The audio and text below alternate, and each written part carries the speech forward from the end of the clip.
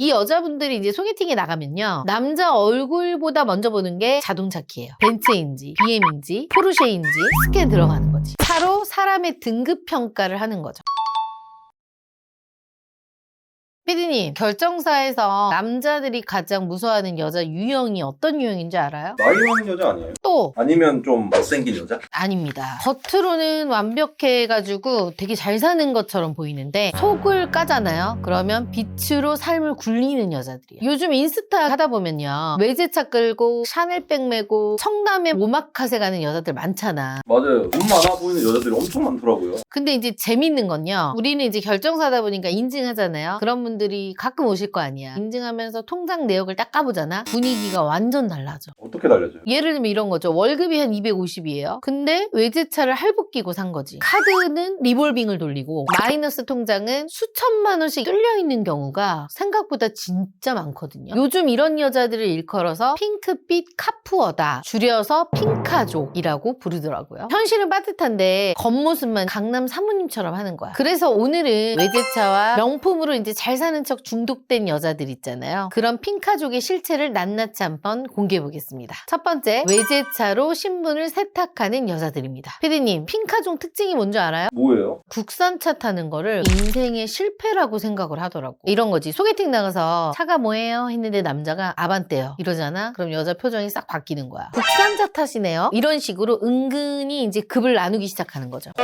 하나로 사람 급을 판단해. 이런 경우가 은근히 많다니까요. 실제로 상담하다 보면 차 적는 난이 있거든요. 제가 내년에는 벤츠 사려고요 하면서 이제 국산차 이름을 적거나 이런 분들이 있더라고요. 이런 여자들은 이제 소개팅 나가가지고 남자가 탁자 위에 외제차 키라도 딱 올려놓잖아요. 그럼 갑자기 태도가 달라져. 차로 사람의 등급 평가를 하는 거죠. 그래서 이런 여자분들이 있어요. 월급이 한 200만 원대 정도 되는데도 차종이 뭐 미니쿠퍼, BMW 1 시리즈, 중고 아우디 이런 차를 좀 끌고 다니시는 분들이 있더라고요. 이런 분들 같은 경우는 카드값 막히잖아. 그럼 이제 리볼빙이 돌리죠. 마이너스 통장 뚫는 거지. 그리고 점심은 삼각김밥으로 때우면서 보충을 하는 거죠. 아니 그렇게까지 해서 왜 외제차를 타야 되는 거예요? 왜냐면 외제차를 타고 내리는 순간만큼은 내가 진짜 좀 상류층이 된 것 같거든요. 이런 거지. 현실은 내가 지금 원룸에 살아요. 근데 인스타에는 강남 사모님처럼 올리는 거야. 보여지는 삶으로 현실을 덮는 거예요. 이건 완전 뭐 남자 카푸어랑 똑같은 거네요. 그쵸, 맞는 거죠. 근데 소름 돋는 거는요, 여기서부터 이제 차이가 있어요. 제가 상담했던 남성 고객 한 분이 여성분을 만났는데 천만대면 이제 외제차를 끌고 왔더래. 분위기도 이제 세련되고 여유가 있는 집 딸 같더래요. 근데 알고 보니까 보증금 한 2천에 월세 80만 원 정도 살면서 대출을 껴가지고 중고로 외제차를 샀던 거야. 근데 충격이었던 거는 이 여자가 이 차를 좋아서 산 게 아니라는 거예요. 그럼요. 외제차 모임에 들어가려고 산 거지. 외제차 모임이요? 거기 가면은 포르쉐 타는 젊은 사업가도 있을 수 있고요. 벤츠 끄는 전문직 남자들도 차 좋아가지고 동호회 같은 거 들잖아. 그 남자들 사이에서 자연스럽게 이제 섞이기 위해서 외제차를 상류층 입장권처럼 쓴 거죠. 현실은 그대로인데 외제차 하나로 인생 계급을 갈아엎으려고 했던 거지. 이게 핑카족이 진짜 무서운 이유입니다. 두 번째, 핑카족의 소름 돋는 연애 계산기입니다. 외제차라는 입장권을 손에 넣었잖아요. 그럼 이제부터 머릿속에 계산기가 돌아가기 시작하는 거야. 어떤 계산기요? 내 소비 수준을 지원해줄 수 있는 남자. 그걸 찾는 계산기인 거죠. 이 여자분들이 이제 소개팅에 나가면요, 남자 얼굴보다 먼저 보는 게 자동차 키예요. 벤츠인지 BM인지 포르쉐인지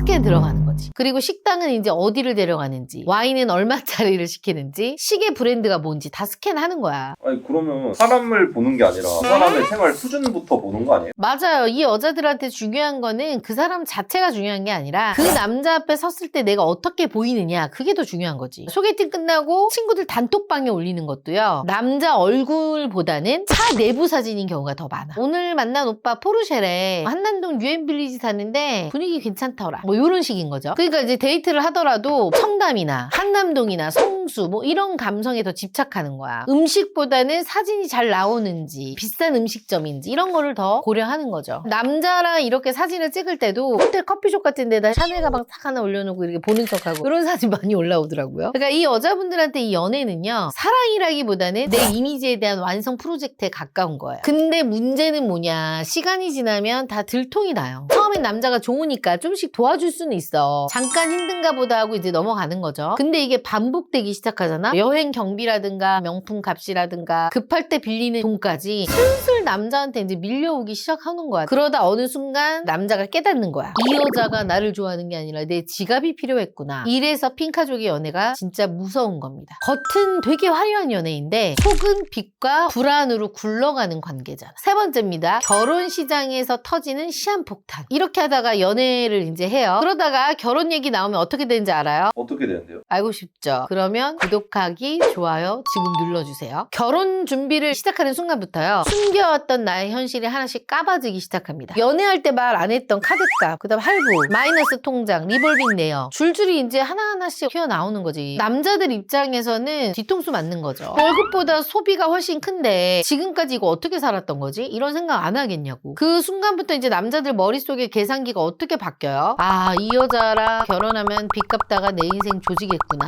끝나는 거 아니야? 이런 공포가 생기기 시작하는 겁니다. 이런 사례들을 저는 상담 현장에서 꽤 듣잖아요. 근데 더 무서운 건 여기서부터예요. 결혼 얘기 딱 나오잖아. 오빠가 너 소비 패턴을 보니까 이런 건 좀 줄였으면 좋겠어 라고 얘기를 하면 알겠어가 아니라 나는 소비 패턴을 낮출 수가 없다. 내 생활을 유지해야 된다. 이런 식의 태도가 나오는 거죠. 왜냐면 차는 계속 유지해야 되죠. 그리고 최대한 신혼여행은 좋은데 가야 되잖아. 몰디브도 가야 되고 어디도 가야 되고. 그리고 결혼했다고 갑자기 급떨어 보여지면 안 되는 거잖아요. 그러면서 이런 말들이 슬슬 나오기 시작하는 거죠. 이 여자들은 결혼을 그러면 현실이 아니라 소비의 그냥 연장선으로 보는 거네. 맞아요. 진짜 소비 연장선으로 보는 거지. 지금까지 내가 감당하지 못했던 이 소비를요, 결혼하면서 깔끔하게 남편의 월급으로 메꾸려는 것도 있겠지. 심한 경우에는요, 결혼을 빚정리로 생각하고 접근하는 그런 여자들도 있어요. 남자들이 실질적으로 외제차 타는 여자를 무서워하는 게 아니라 한방 언니한테 가면 결혼할 수 있나요? 물론이죠. 1대1로 꼼꼼하게 관리해주고 철저하게 객관화를 할 수 있는 피드백을 주고 매니저가 딱 달라붙어서 어떻게 해야 할지 컨설팅해주는 전문가를 찾아오세요. 한방 언니가 함께 고민하고 도와드리겠습니다. 자기 현실은 이미 무너지고 있는데 결혼으로 이제 소비 수준하고 계급까지 올려치기 하려는 그런 분들을 무서워하는 거죠. 그래서 이런 분들이 현실 결혼 시장에 들어오면 어떻게 되냐. 평범한 직장인 남자들한테도 서류 컷당하는 거지. 왜냐면 결혼은 연애처럼 분위기로 하는 게 아니거든요. 남자들은 결국에는 이제 마지막에 이걸 봐요. 이 사람이 앞으로 살아도 안정적인 사람인가. 근데 이 핑카족은요, 보여지는 삶에 미쳐 있어요. 남들한테 보여주는 게 너무 중요하다 보니까 카드는 무리하게 쓰는 거죠. 근데 실제 삶은 완전히 무너지는 삶이야. 카드값에 눌리고 생활비에 쫓기고 그렇다 보면 남자도 지쳐가고 그 여자와의 관계를 절연하게 되는 거죠. 그렇게 현실은 점점점 무너지기 시작하는데 끝까지 다른 사람들 앞에서는 잘 사는 척 하고 싶은 거죠. 왜냐면 이 사람들한테 가장 무서운 건 뭐냐면 가난보다 내가 더 초라해 보이는 거. 이걸 못 견딘다고 해요. 그래서 오늘은 제가 핑카족에 대해서 한번 이야기를 해봤거든요. 아직도 이런 여자들이 있나 라고 생각하시는 분들도 있을 텐데 있습니다.